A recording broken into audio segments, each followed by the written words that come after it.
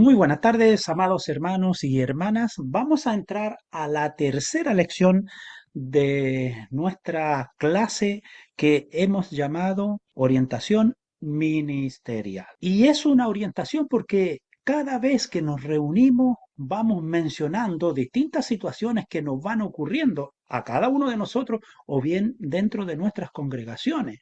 Situaciones de las cuales es necesario que nosotros conozcamos un poquito cómo darle una verdadera solución.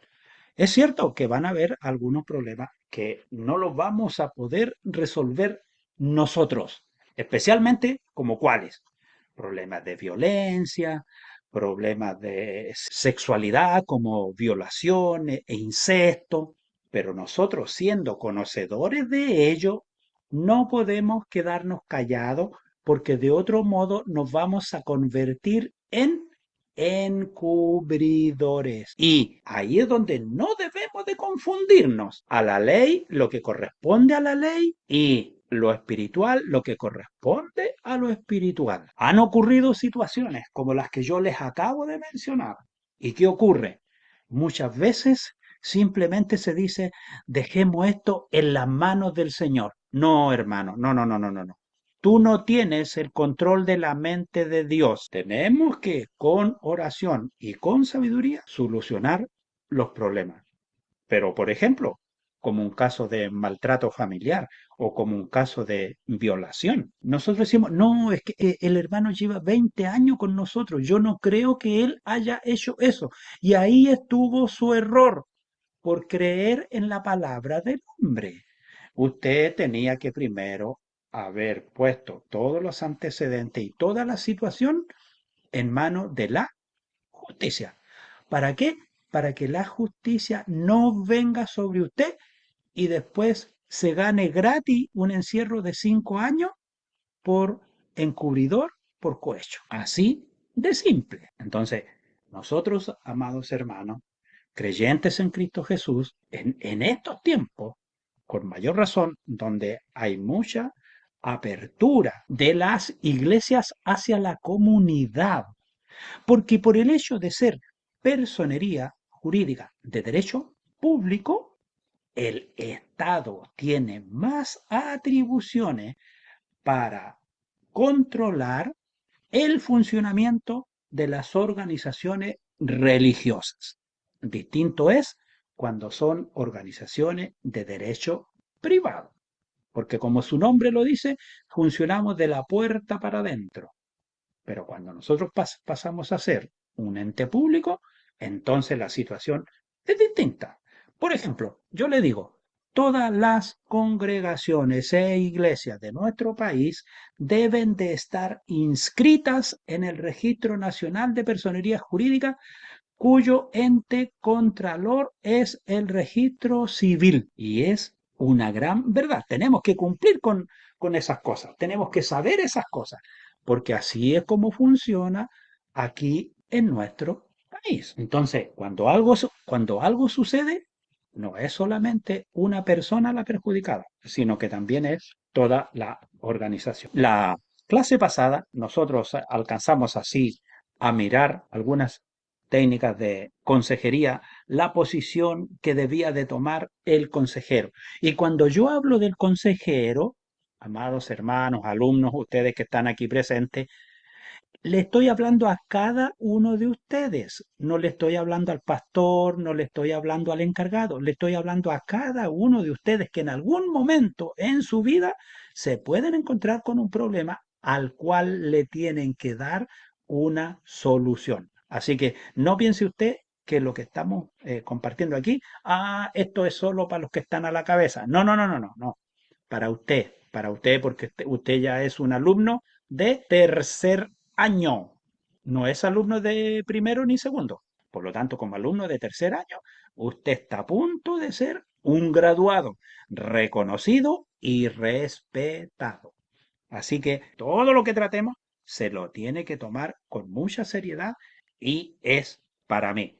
Lo primero que dijimos que había que haber era confianza de la persona, es decir, que a quien nosotros le vamos a transmitir una idea o un consejo, confíe en nosotros, sea empático con nosotros, tenga esa confianza de expresarnos lo que nos quiere confidenciar, saber guardar la reserva de lo que aquella persona nos quiere compartir. Otro punto que nosotros también dijimos que había que considerar era aceptar, y aquí hay una palabrita, la ponemos entre comillas, incondicionalmente a la persona que nos está pidiendo ayuda, porque a veces nosotros clasificamos.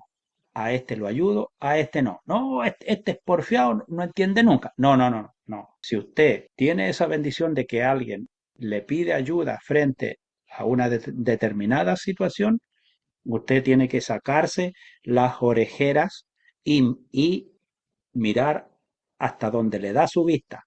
180 grados, inclusive un poquito para atrás, tiene que ser incondicional para compartir con esa persona. ¿Por qué? Porque ¿a quién le corresponde el juicio? A Dios. Usted proporciona el consejo, la corrección, la enseñanza. ¿Y cómo?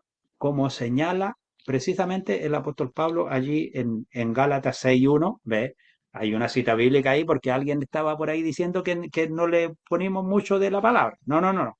El apóstol Pablo nos aconseja a restaurar al hermano que transgrede con espíritu de mansedumbre, considerándonos nosotros mismos, no sea que tú también seas tentado. ¿Se da cuenta? Por eso que hay que mirar sin discriminar. Dijimos que había algo importante, escuchar, escuchar, escuchar y hacer las preguntas adecuadas, breves, breves para ir recogiendo antecedentes, el responder y el reflejar. Es decir, lo que yo necesito conocer respecto al tema que se me está planteando.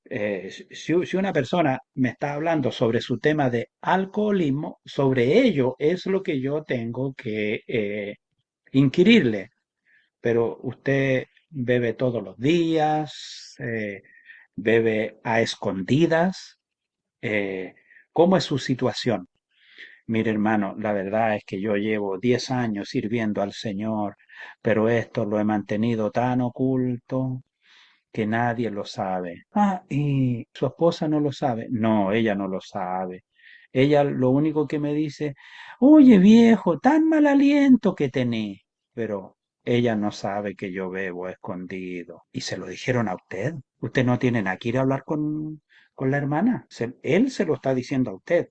Y ahora es usted el que tiene que orientarlo cómo salir de esa situación.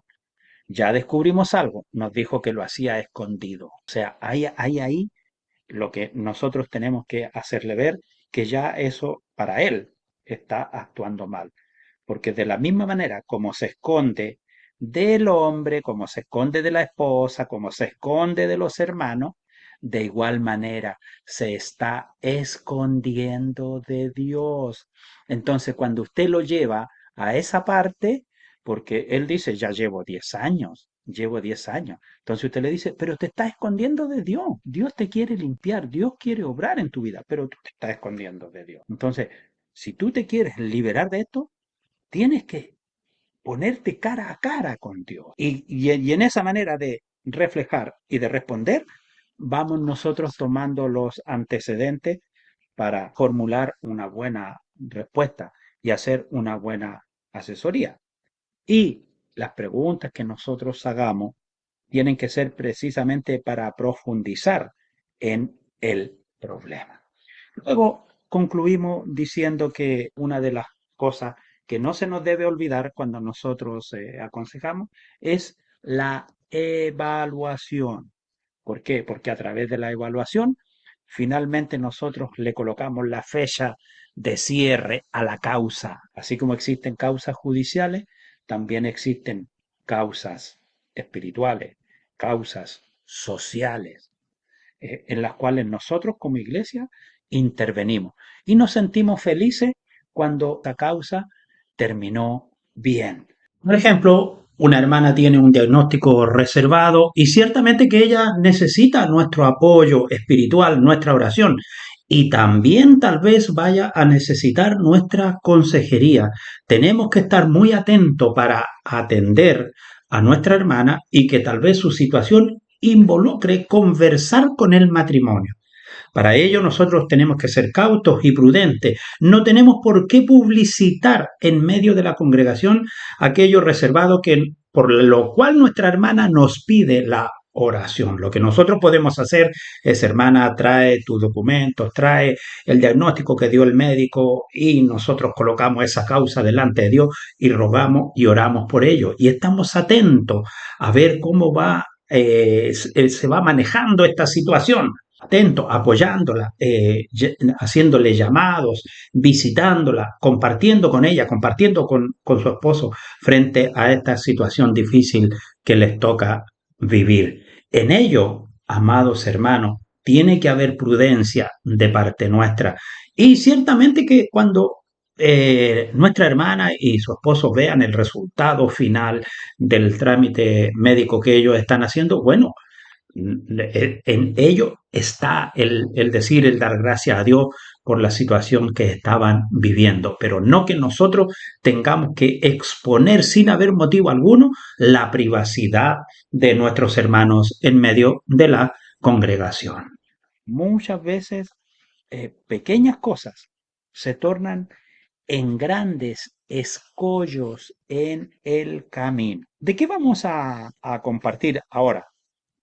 Vamos a compartir de cómo muchas veces una persona a quien hay que aconsejar trata de defenderse. ¿Ah? Es como cuando usted dice, uno quiere entrar a dar un consejo, pero ve una muralla, no ve el acceso, no ve una puerta abierta. ¿Qué es lo que está sucediendo?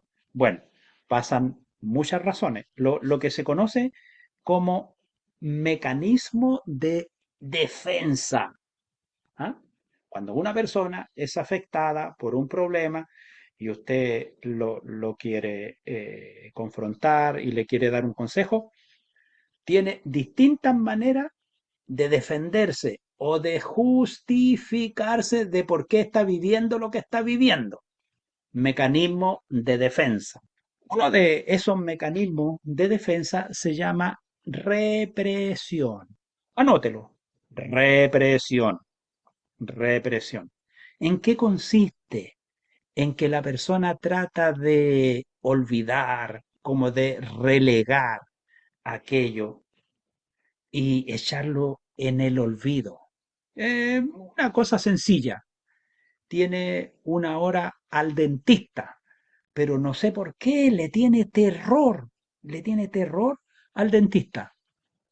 Y esa situación le lleva a olvidar que tiene una cita para ir al dentista, que cuando viene a mirar el calendario han pasado 3, 4 días y ya perdió la hora.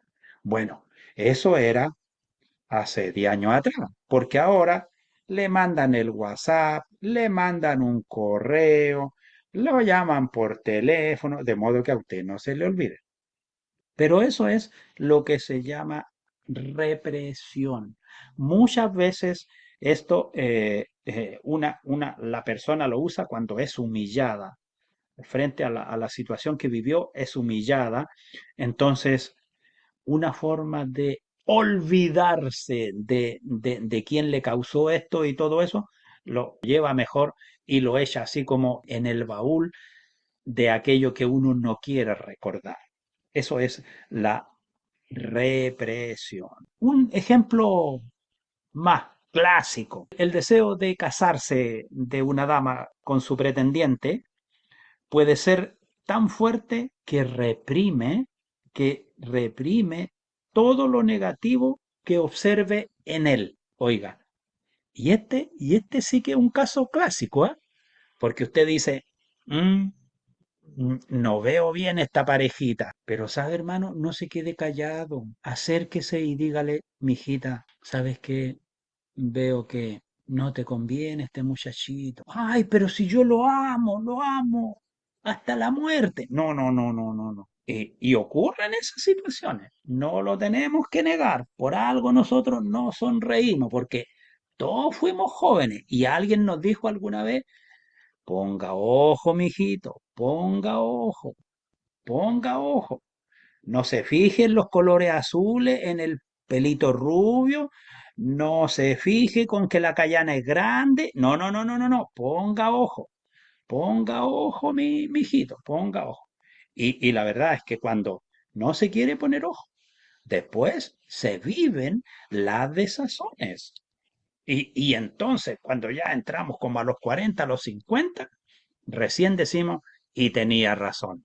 Y tenía razón. ¿Y sabe cómo se nota? Porque los individuos siguen siendo tan inmaduros como cuando eran adolescentes. O sea que la recomendación era bien justificada. Muchas veces hay personas que usan esto de la represión para resolver sus problemas y por no encontrarse con otros por temor a amenaza. Entonces mejor quedan ahí. No, no, es mejor no meterse en eso porque es bien difícil la situación. Eso ocurre con la represión. Hay otro tipo de defensa que se llama proyección. Son palabras poco usadas, pero para que ustedes vean, en la práctica se dan. Ya dijimos, ya hablamos de la represión, ahora vamos a hablar de la proyección. ¿Qué es lo que ocurre con esto?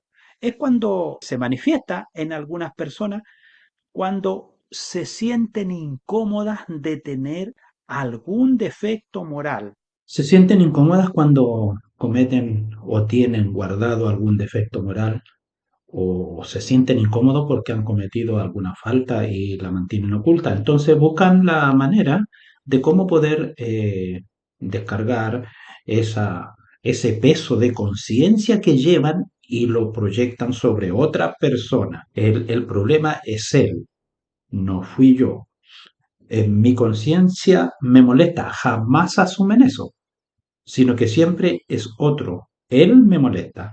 Fíjese que algo tan lindo que encontramos que la palabra del Señor nos muestra de esta situación, de cómo muchas veces las personas se defienden de su responsabilidad, de su culpa, de su pecado, proyectándolo en otro. Y escuche la siguiente palabra. El Señor Jesús hablaba de este mecanismo cuando censuró a las personas que miran la paja en el ojo del prójimo, pero no ven la viga en su propio ojo. Muchas veces fíjese que estas personas temen a sus propias debilidades, se sienten culpables y experimentan muchas veces un poco de alivio proyectando su propio pecado interno, su propio pecado oculto en otros. Por ejemplo, un mentiroso se siente mejor si puede convencerse de que todos los demás son mentirosos y que él es el único que está diciendo la verdad. Y lo cierto es que es un engañador en potencia. Así que tenemos que tener cuidado con esas personas que muchas veces hacen valles de lágrimas, pero proyectan siempre su propio pecado en los demás. Otro concepto también de poner barreras frente al problema es racionalizarlo. ¿En qué consiste esto? Mire, estos son personas muy inteligentes. Le ponen la técnica, le ponen el conocimiento. ¿Y qué es lo que hacen? Formulan razones que hacen aceptable, pero no reales, para nuestra conducta o nuestra incapacidad de lograr algo. Entonces, ellos exponen sus motivos. Es cierto que generalmente nosotros todas las cosas las explicamos justificándolas ante una determinada razón. Oye, papá, ¿por qué le vaya a hacer un alero a la casa? Mira, porque en el invierno aquí el viento pega fuerte y cuando uno llega y entre que abre la puerta y no la abre, termina todo mojado. Sí, es una explicación razonable y comprensible. Eso está bien, también es razonable. Pero mire, que el ladrón justifique su robo diciéndose a sí mismo que la víctima es rica y probablemente explota a los pobres, ahí está su justificación razonada. Él lo hace por eso, porque los ricos son los que explotan a los pobres, así que no es ningún pecado robarle a este. Eso dice aplicando la racionalidad. La palabra del Señor nos aconseja sobre este mecanismo de racionalización y lo habla muy claro allí en el libro de Proverbios. El perezoso que prefiere descansar en casa en vez de salir a trabajar justifica su pereza diciendo, el león está afuera, seré muerto en la calle. Fíjese que muchas veces el alumno no estudia bien y queda aplazado con una nota, con un examen, y explica que su mente no funcionaba bien o que el profesor no le había formulado bien las preguntas. Y lo cierto es que solamente está usando una excusa y está tratando de llevar a una razón injustificada, a una sensatez injustificada, su propio error. Muchas veces se usa la racionalización para hacer más tolerable las frustraciones de la vida. Y si no, racionalizamos simplemente todas las cosas y nos parecen ser normales. Sin embargo, ello impide enfrentar la realidad y tomar pasos para solucionar los problemas o remediar nuestros errores. A veces logramos por medio de la racionalización engañarnos a nosotros mismos y también a los demás. Pero otras veces lo único que logramos es evitar que nos veamos tal como verdaderamente somos. Hay otro concepto que también se usa para colocar como barrera y que es la sustitución. Y este consiste en que la persona no tiene el valor o la oportunidad de descargar su desacuerdo o su enojo con el jefe. Entonces llega a la casa y la señora dice, Juan Lucho, bien enojado. Y el primero que paga el pato es el pobre perro que salió a saludarlo. Quítate, porque las otras veces llega calladito, no dice ninguna cosa. Ni menos le digan que algo pasó, porque ahí tiene la oportunidad, pero perfecta, para enojarse y para descargarse. Eso es sustitución, sustitución, que más nosotros lo podemos interpretar como una falta de empoderamiento para frente a determinados problemas, desarrollar, expresar su idea, su pensamiento, y no que quedarse y recibir y recibir y recibir, y después ir por el camino mientras se va para la casa, tirándole palo a los conejos que no tienen nada que ver los conejos, tirándole piedra a las gallinas que andan en la calle, no tienen nada, pero de esa manera va descargando su enojo a través de la sustitución. Otro mecanismo de defensa se llama la compensación. Las personas tratan de compensar por sus deficiencias, ya sean físicas, sociales o intelectuales, desarrollando la capacidad positiva. Y esto permite ciertamente que les ayude. Mire, la compensación no es algo malo, es algo que le va a favorecer. Porque cuando la persona se siente necesitada de algo, busca cómo fortalecer esa debilidad que tiene.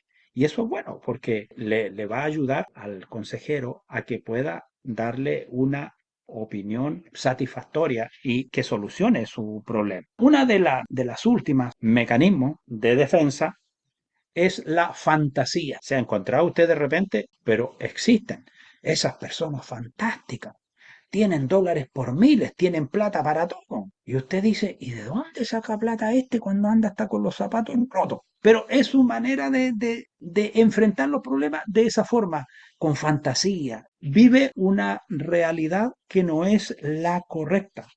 ¿Ah? Vive en fantasía. Un último punto respecto a la defensa frente a un problema es por medio de la formación de reacciones.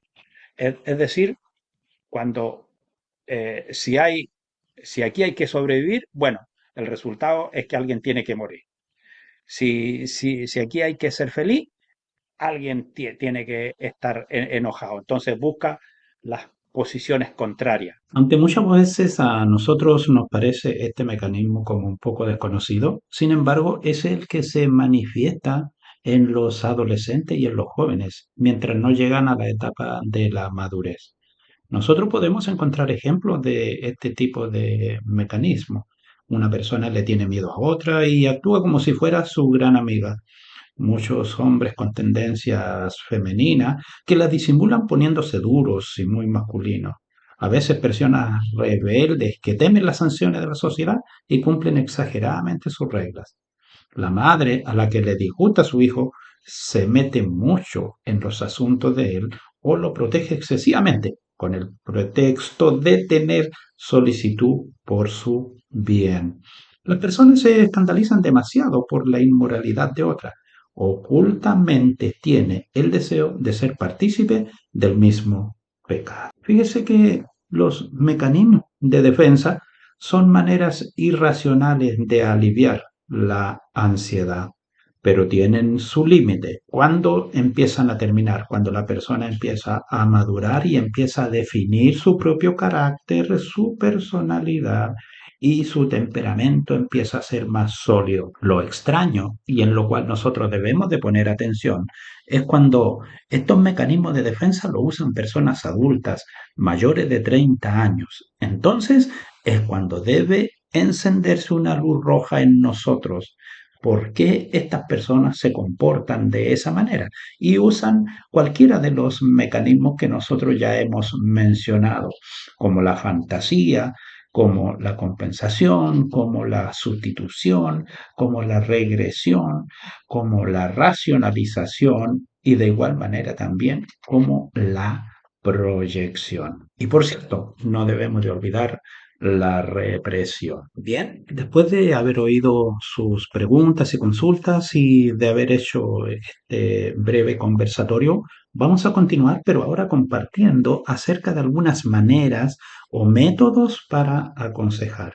Fíjese que uno de lo que se recomienda es la consejería de apoyo y lo vamos a explicar sencilla y claramente para que no se confunda. En primer lugar, este método, esta forma de aconsejar de apoyo ocurre en momentos de crisis. Por ejemplo, en un accidente automovilístico, en el fallecimiento de alguna persona, eh, un tiempo de separación, la pérdida de un trabajo. Ahí es importante la consejería de apoyo, porque ocurre en momentos de crisis. Ahora, ¿por qué razón? Porque vemos que la persona necesita ser apoyada y fortalecida, porque la crisis puede ser la que precipite muchas cosas. Y si la persona no tiene un apoyo, puede tomar una decisión equivocada. Y, por ejemplo, una situación de incendio, esa persona que está tan ahí abrumada por su situación que vive y llegar y decirle, vecina, puedes ir a dormir, vecino, puedes ir a dormir a nuestra casa, ahí vas a tener alimentos mientras el día de mañana, cuando ya salga el sol, podemos proseguir. De eso se trata una consejería de apoyo. Ahora, el final de esto no consiste en que la persona empiece a depender de nosotros. No, de ninguna manera. Por eso que es apoyo. ¿Y esto es bíblico? Por supuesto. ¿Acaso no ha oído usted la expresión que dice sobrellevar la carga los unos con los otros? Sí, no dice que usted tiene que tomar la carga del otro y llevarla. Usted no puede llevar el problema de una enfermedad de un amigo, de un conocido, que por ejemplo está sufriendo de cáncer. Pero sí usted puede sobrellevar, porque con su oración, con su asistencia, con su colaboración, usted está haciendo consejería de apoyo. Así que es muy importante que en ese aspecto nosotros como creyentes en Cristo Jesús tengamos cuidado y hagamos uso racionalmente de este tipo de consejería. Siempre cuando vemos una problemática, cualquiera que sea, lo primero, la primera mirada nuestra debe ser en qué puedo ayudar. No es que en qué me puedo meter, no. en qué puedo ayudar, con el debido respeto, con la diligencia, con la sabiduría, con la prudencia. No se olvide nunca que el consejero siempre es una persona empática, dispuesta, socialmente conversable. Así que ayudemos, seamos colaboradores en consejería de apoyo. Fíjese que una de las cosas que nosotros hacemos, por ejemplo, el padre, la madre, respecto a la consejería de apoyo, es ahí en la ayuda permanente sobre sus hijos. Por lo tanto, no piense usted que esto es algo que nunca usted lo ve o lo ha vivido, porque lo vive en la vida cotidiana, en cada una de las cosas que usted realiza junto a su familia, tratando de educar a sus hijos, en la compañía de su esposo, de su esposa, en el apoyo de las actividades propias de la iglesia frente a quien está responsable de mover un grupo, al de los jóvenes, al de las dorcas, al de los varones.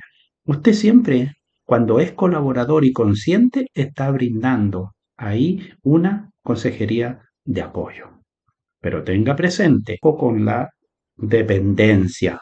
Nosotros tenemos que aconsejar, pero las personas tienen que actuar por sí mismas. Ahora compartiremos sobre la consejería de confrontación. Fíjese que en los tiempos que hoy en día estamos viviendo, con esto de la educación positiva, que no hay que tratar de hablar alto, que no hay que hablarle fuerte, porque tal vez los niños se nos trauman, se ha perdido la consejería por confrontación. ¿Ha escuchado usted alguna vez hablar de déjalo que viva su propia vida si él va a aprender y por hacerlo así se nos descarrilan los jóvenes?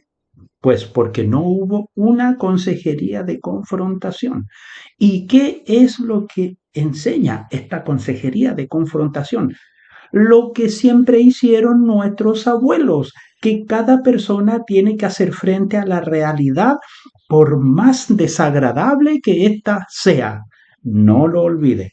Muchas veces el apapachar, la famosa palabra apapachar, el amamachar, cría hombres, niños, mujeres, niñas, llegan a los 20, 30, 40 años y todavía no saben enfrentar el más mínimo problema o situación de la vida. Se estresan, se ahogan, se enferman, caen en depresión, faltan a los trabajos, son indisciplinados, una vida angustiante, porque nunca tuvieron un consejo de confrontación, que el papá o la mamá los haya puesto cara a cara y le haya dicho, estas son las reglas en esta casa, así es como se funciona, así es como se camina. Pero cuando nosotros nos damos cuenta a través de la consejería lo que significa aconsejar, confrontando frente al problema, no huyendo de la realidad, nos damos cuenta y descubrimos que todos tenemos una conciencia que nos genera frente a nuestros problemas un sentido de culpa. Lo que nosotros vemos ahí, una situación siempre autoderrotista, un mal comportamiento, escondiéndose del mal, encontrando que no fue tan malo, que las cosas se pueden solucionar, que le tenemos que echar tierra, no mirar para atrás y seguir adelante. No, esa no es la solución. La solución es confrontar el problema, ponerse los pantalones, apretarse el cinturón, ponerse la pollera y estar dispuesto a quitarse la máscara y ser responsable. Ahora, evidentemente que frente a este tipo de consejería por confrontación, no a todos les gusta, porque a nadie le gusta que le encaren sus irresponsabilidades, pero es necesaria y especialmente en medio de un grupo de cristianos. Y es muy sencillo el paso de la confrontación. No es llegar y hablar así cara a cara, sino que primero hay que recoger la información acerca del problema para luego confrontar al asesorado con las evidencias en la mano y, por supuesto, aceptar su realidad y guiarlo a confesar su pecado a Cristo. Y fíjese que muy bien lo señala la palabra del Señor ahí en Primera de Juan 1:9, que en los casos de aconsejar a incrédulos puede ser que el consejo tenga que contentarse con que la persona confiese su falta, pues tal vez no está preparada todavía para recurrir a Dios, pero de igual manera tenemos que dar consejo. Así que no olviden aconsejar confrontando. Es algo que también los padres, la madre, un superior en un trabajo lo ha hecho en reiteradas oportunidades. Así que no es algo nuevo para nosotros como creyentes en Cristo Jesús. Tenemos otro punto, la parte de la consejería confrontacional. También tenemos una consejería que es dando información y dirección. Es decir, el primer paso que debe asumir el aconsejado es que desea hacer la voluntad de Dios, de acuerdo a lo que nos dice Romanos capítulo 12, versículo 12.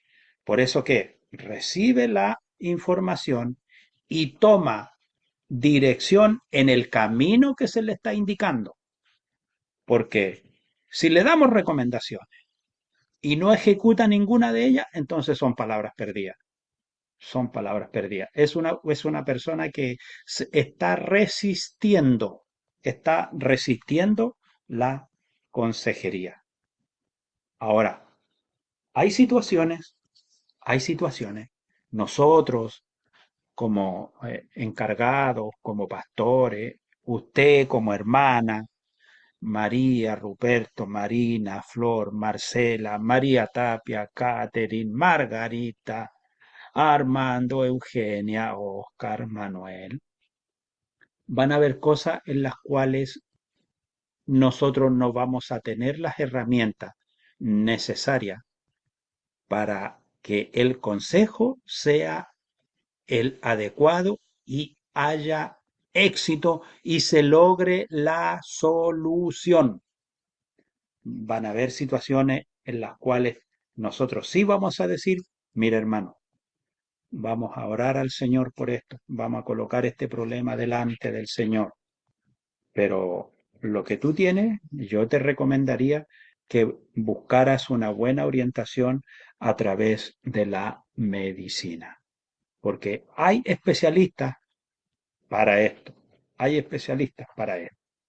Nosotros oramos porque una persona tenía esta parálisis facial. Sí, oramos y se ordenó su carita, pero quedó con un problema de la degustación. No puede comer. Todo tiene que ser molido. Entonces, ¿qué tenemos que hacer? Buscamos un especialista. ¿Y qué especialista? Un eh, otorrino, un otorrino, y si no funciona el otorrino, entonces una de estas personas que se dedica a un fonoaudiólogo con mención en deglución. Y ellos saben los masajes que hacen, los movimientos que las personas tienen que hacer para que vuelva toda su vía alimenticia, su esófago, su tráquea, a tomar su posición natural, que a causa de la parálisis facial quedaron desviadas. Y eso se soluciona con masajes, con movimientos musculares que no están al alcance nuestro, no están al alcance de nuestro nivel de preparación, porque no tenemos por qué nosotros ser Diosito aquí en la tierra, no. Hay un solo Señor, un solo Dios, un solo Espíritu, y ese está en la soberanía suprema, en la gloria de Dios. También hay un tipo de consejería que es una consejería en grupo, ¿ah? Una consejería en grupo. Y esta consejería en grupo, fíjese que es bastante buena cuando nosotros la compartimos bajo los cánones que se nos recomiendan. Por ejemplo, cuando queremos hablar temas generales que no son tan gravitantes en la vida personal de cada uno de los participantes o en la vida personal de los hermanos, puede participar un público muy masivo. Consejería en grupo, que es lo que se hace generalmente cuando se hablan temas para jóvenes, temas para matrimonio, temas para los adultos mayores, ¿ah? En fin, eso es consejería en grupo. Pero también hay consejería para grupos limitados. ¿Cómo se entiende esto? Consejería para grupos limitados. Por ejemplo, vamos a- a dar una consejería para matrimonios. Y lo vamos a hacer matrimonio de 50 años para abajo. Matrimonio de 50 años para abajo. Porque a ellos les queremos plantear una temática. Y después vamos a hacer consejería para matrimonio de 50 años para arriba. Porque a ellos les tenemos que plantear otra temática. Y luego dentro de esos grupos vamos a establecer barreras, barrera de confianza. Y la barrera de confianza es que lo que se trate allí en esa sesión de consejería se queda en la sesión de consejería. Si en esa sesión de consejería no participó el pastor no tiene por qué enterarse de lo que se vio en esa sesión de consejería, porque él no fue citado a esa sesión. Por eso que muchas veces no se dan esas instancias de consejería en grupo privado, porque no se sabe guardar el respeto para los aconsejados, el respeto a los aconsejados. Y más todavía cuando se hablan temas muy particulares y muy personales. En ello hay hay que tener mucho respeto y hay que tener mucho criterio. Y bien, ya estamos llegando al final de la clase del día de hoy, donde hemos concluido hablando acerca de la consejería en grupo. Y fíjese que es tan importante esta última consejería porque la podemos usar de distintas maneras y en distintas direcciones dentro de nuestras congregaciones. Muchas veces nosotros nos enfocamos en un solo punto, pero sin embargo hay muchas formas en las cuales podemos aplicar este tipo de consejería. Les digo, una consejería terapéutica para adultos mayores. Buscamos una persona, un geriatra, y le pedimos que dé consejos para los adultos mayores. Y estando ahí presente ellos, junto con las personas que los cuidan, que les colaboran. ¿Para qué? No para avergonzarlos, sino para que ellos se den cuenta de cuáles son sus necesidades y cuáles son sus realidades, pero que un especialista entendido en la edad de los adultos mayores puede explicar y todas aquellas cosas que a nosotros nos parecen raras, que le ocurren a los ancianos, el especialista las puede explicar e indicar que son una realidad. Entonces hay una mejor comprensión entre el anciano y quien lo cuida. Es un ejemplo. Esto sería una consejería, un grupo terapéutico. De igual manera también, este tipo de consejería nosotros lo podemos aplicar en la iglesia, aconsejando a matrimonios jóvenes, a matrimonios recién casados, a matrimonios ya de 30 a 40 años, matrimonios de 50 a 60, matrimonios de 60 a 70, porque cada etapa de la vida es distinta y necesita un consejo de apoyo y qué mejor que hacerlo a través de una consejería en grupo, donde se expone un tema y luego entre los participantes se hace una mesa redonda de conversación, de consejo. El problema que hay es que siempre cuando se hacen este tipo de consejería, el temor es, ay, yo no quiero hablar de eso, yo no quiero hablar de eso. Y ahí es donde está lo que imposibilita la consejería en grupo. Cuando nosotros nos oponemos a que se nos hable de nuestros puntos débiles. Siempre nos gusta hablar de nuestros puntos fuertes, pero cuando alguien nos encara nuestros puntos débiles, eso a nosotros nos gusta. Y eso evidentemente que está mal que ocurra, porque entonces no se cumple el objetivo de la consejería en grupo. Examinen ustedes cómo trabajan los alcohólicos anónimos, consejería en grupo, ¿Cómo trabajan los grupos de drogadictos? Consejería en grupo. ¿Cómo trabajan los grupos que quieren liberar mujeres de la prostitución? Consejería en grupo. ¿Cómo se trabaja con aquellas personas que están sumidas en la pornografía y en la pedofilia? Consejería en grupo. Y ciertamente que el consejo junto con la palabra de Dios hace la obra completa. Muchas veces se gastan millones de pesos tratando de llevar a una persona a un reformatorio, pero si no obra Dios en su vida, en primer lugar, todo el dinero que se gaste no va a servir absolutamente para nada, va a ser dinero perdido. Pero cuando primero obra Dios en el espíritu de la persona, en la psique, en la conciencia, lo que haga después la medicina va a ser, pero extraordinariamente de grande bendición, porque el primero que tiene que liberar de esos espíritus dañinos a la persona es el poder de Dios obrando en su vida a través del Espíritu Santo.